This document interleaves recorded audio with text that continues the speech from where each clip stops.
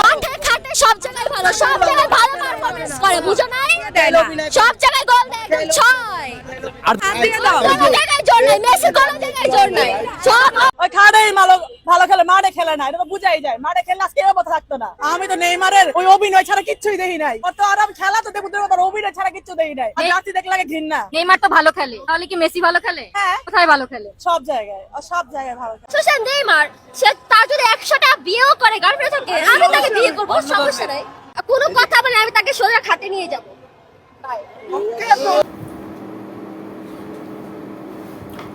হ্যাঁ ভক্তরা কি অবস্থা, তো খাইতে খাইতে ভিডিও করতেছে। উদ্দেশ্য হলো গতকালকে জাপানরা খুব বাজেভাবে ব্রাজিল হারাইছে। এটা হলো ব্রাজিলিয়ানদের মতামত আর কি, ব্রাজিলিয়ানদের মন্তব্য। খুব হারাইছে জাপানরে। আর হচ্ছে তারা এক্সামিশন কমপ্লিট করেছে। তো আসেন বিস্তারিত আলোচনা করি। গতকালকে জাপান ভার্সেস ব্রাজিলের যে ম্যাচটা হলো, গ্রুপ তাদের দুটায়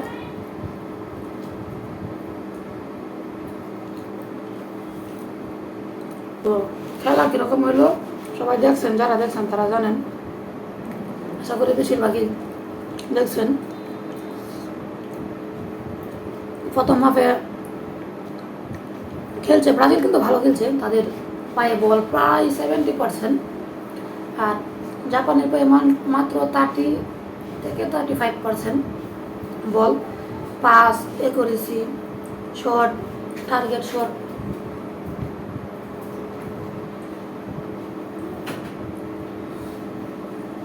সবই ব্রাজিলের বেশি সব দিক দিয়ে ব্রাজিল আগে, স্ট্রাইক রেটেও। তো এত কিছু আগে থাকার পরে হাফ টাইমে ব্রাজিল গোল দিতে পারে না এখনো। উল্টা জাপান একটা দিয়ে দিচ্ছে 28 মিনিট না কত মিনিটের মাথায়। এগুলো কাহিনী পরে প্রাণপণ চেষ্টা করছে ব্রাজিল, অ্যাটাকও করছে, ডিডাকশনও করছি। এবারে গোল পোস্টেও বল লুকাই দিয়েছিল প্রায়, তো হাফ টাইমের আগে গোল দিতে পারে নাই। পরে হাফ টাইমের পরে বেশ কিছু চেঞ্জ করছে, হেনরি, পেদ্রি আর কারকারা জানি তুলছে। তো নেইমার ওটা সৌভাগ্য হয় নাই, লাস্টে উঠছে কিনা জানি না, লাস্টে দেখে নাই। হাফ টাইমের পরে এত কমে ধরতেছিল, পরে খেলা দেখছিলাম গতকালকে। তো ঘুমের টলা চা থাকতে পারি নাই, ব্রাজিল একটা দিয়ে দিয়েছে। হাফ টাইমের পরে যখন গোলটা শুট করলো, পরে পর্দা থেকে ওইটা বাসায় গেলাম, গিয়ে একটু খেলা দেখলাম। পরে আরেকটা দিছে, প্রথমত ক্যাসেমির উপর একটা চুনা না কে জানি দিল। তো যাই হোক, একটা খেলা দিছে, এই খেলো মন নাই ভুল লাগিছে ভাই, কত কিছু মনে পায়। ক্যাসেমিরের বাটা ক্যাসেমির 56 মিনিট হতো হাফ টাইমের পরে। আগে ব্যাপারটা গ্যাব্রিয়েল মার্টিনেল দিয়েছে প্রায় 90 মিনিট প্লাসে, শেষের দিকে একদম। বুঝেন জাপান কত শক্ত টিম, ব্রাজিলের মতো বিশ্বসেরা টিমের সাথে, 5 বারের চ্যাম্পিয়নের সাথে তারা শেষ পর্যন্ত লড়ে গেছে। 90 মিনিট প্লাস 6 মিনিট খেলার পর, অর্থাৎ 96 মিনিটের মাথায় আর একটা গোল ব্রাজিলে দিয়েছে, দেয়া জিত নিয়েছে। তো এই তুলনায় আমরা বলতে পারি জাপান যথেষ্ট ভালো প্লে খেলছে, একবারে গ্রুপ পর্বের প্রথম থেকেই। তো তারা রাউন্ড 60-তে যেতে পারলো না, তার যে টোটে বাদ পড়ে গেল, তাদের ব্যাড লাক। কিন্তু তারপরে কিন্তু তারা যথেষ্ট ভদ্রতার পরিচয় দিছে।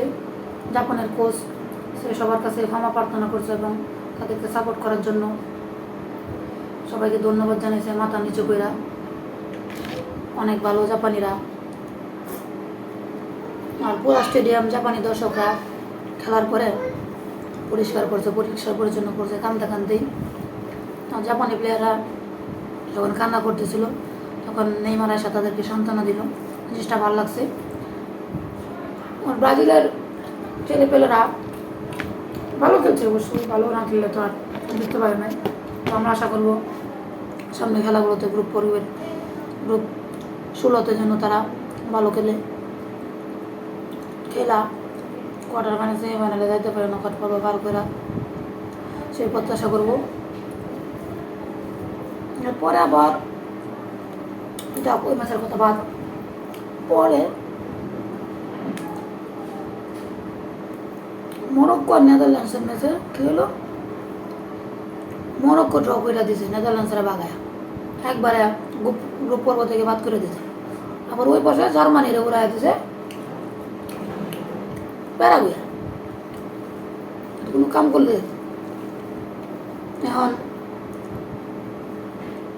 ব্রাজিলের বানানো আসতেছে কি যে আর্জেন্টিনার ঐক্য জোট যারা ছিল, জাপান গেল, জার্মানি গেল, নেদারল্যান্ডসও গেছে, আর্জেন্টিনা কারেলে টিকে থাকবে। তাদের উদ্দেশ্যে বলি, আর্জেন্টিনা দাদা ওয়ার্ল্ড কাপ নিয়েছে, আমাদের আর কোনো আফসোস নাই। এই ওয়ার্ল্ড কাপ নিয়োগ বা না নিয়োগ, সামনে গ্রুপ পর্ব পার করতে পারো, রাউন্ড 16-এ যাইতে পারো বা না পারো, তাতে আমাদের কোনো আফসোস থাকবে না। আমরা এনজয় করে যাবো, যেই জিতুক, ব্রাজিল বিশ্বকাপ নিয়োগ এটাও চাই আমরা, নেইমারের হাতে উঠুক এটাও চাই। তো হচ্ছে কাহিনী। ভালো থাকবেন, সুস্থ থাকবেন। আর মরক্কোর কিন্তু এবার প্রথম থেকেই খুব দুর্দান্ত পারফরমেন্স করে আসতেছে, তাদেরকে সাধুবাদ জানাই। মরক্কো কিন্তু সামনে কোনো অঘটন ঘটা দিতে পারে, তারা কোয়ার্টার ফাইনাল পর্যন্ত চলে যেতে পারে বাই এনি চান্স। তো পরের হাই ভোল্টেজ ম্যাচ বলতে আর্জেন্টিনা ম্যাচ আছে কেপ ভার্দের সাথে, শনিবারে সম্ভবত, সবাই দেখবেন আশা করি। তো একটু একটি কাহিনি খাইতে খাইতে ভিডিওটা করলাম, আপনাকে মান নেবেন, আমি এভাবে ভিডিও করি না, কিন্তু অফিসে খাইতে বসি আর কি। সো সে মেয়ে ভাবলাম কথা বলে আর খাই আপনাদেরকে সাথে নিয়ে।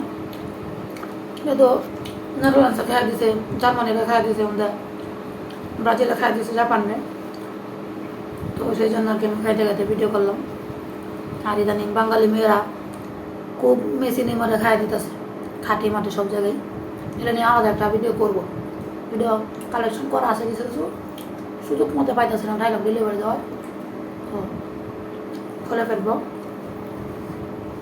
আর এগুলো আবার ভক্ত থেকে সবাই সাবধান থাকবেন। খেলা দেখবো আমরা, রাইভাল টিম থাকবেই, প্রতিপক্ষ থাকবে, এনজয় করবো, কিন্তু অতিরিক্ত যেন কোনো কিছু না করি, এক্সেস যেন কোনো কিছু না করি, কারণ মনে আঘাত লাগে ওই ধরনের কথা ওইভাবে মিন করে যেন ফেসবুকে পোস্ট না করি বা কোনো ভিডিও না বানাই ফেসবুক, ইউটিউব, টিকটকে, যে কোনো জায়গায় ওটা নিয়ে কোনো ঝগড়াঝাটি না হয়। খেলার জায়গায় থাকবে, ঠিক আছে? বন্ধুত্ব, মানবিকতা, মানসিকতা, সম্পর্ক আলাদা জায়গায় থাকবে, খেলার জায়গায় থাকবে। সবাই ওই জায়গাটা মেনটেন করে তারপর কথাবার্তা বলবেন, ঠিক আছে? তো আসার মতো টাটা, খাওয়া শেষ করি, অনেক বাদ রয়েছে, পানি এনে নেই।